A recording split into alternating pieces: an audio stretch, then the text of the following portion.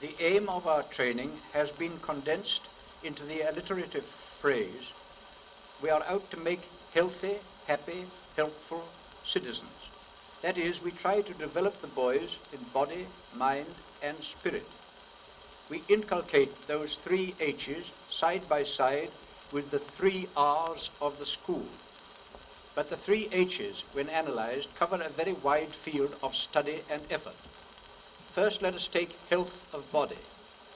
National statistics show that there is still an appalling amount of preventable ill health in the nation, hence the loss of wages, prosperity, and happiness.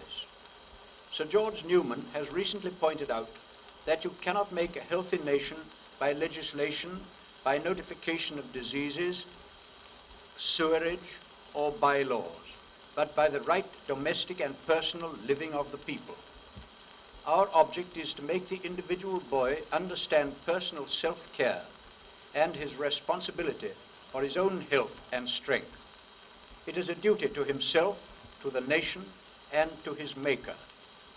Some knowledge of the engine and how it works is necessary to the man who drives the car, if he is to drive it successfully and to get the best work out of it.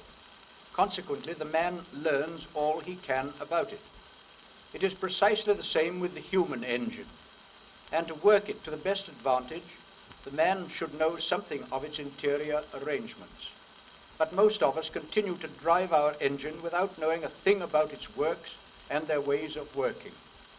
We merely take our engine to the garage doctor when it breaks down and expect him to patch it up and make it do for another run under our ignorant hand.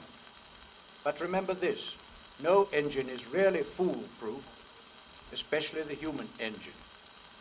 If in place of lubricating oil, we fill our engine with grease and substitute whiskey for petrol and pour sand instead of water into the radiator, we must not be surprised if she doesn't work very satisfactorily.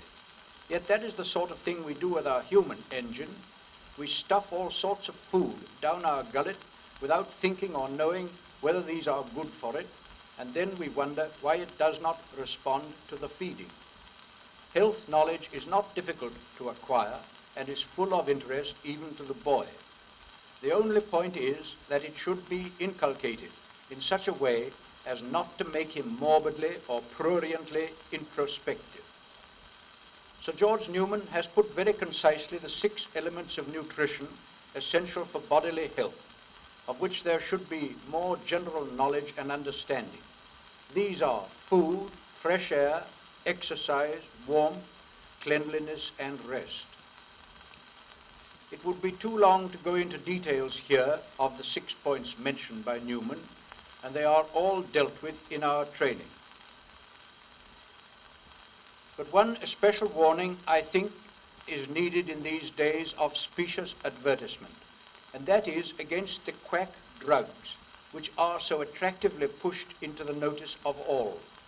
If you have a pain or suspicion of illness, you have only to look through the advertisement columns of any cheap periodical, and you will find your symptoms described, possibly with arrows pointing to the afflicted spot and indicating the awful consequences which threaten you unless you take their wonderful elixir at 1 11 halfpenny.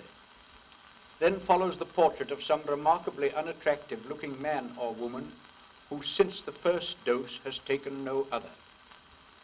I verily believe that more of our illnesses come from imagination and dosing with drugs than ever come from natural causes. I certainly feel that we have it in our power to bring about a great development of health in the oncoming generation if we only set our minds to it. A valuable aid to such teaching for the young can be found in the Handbook of Education on Health issued by the Board of Education.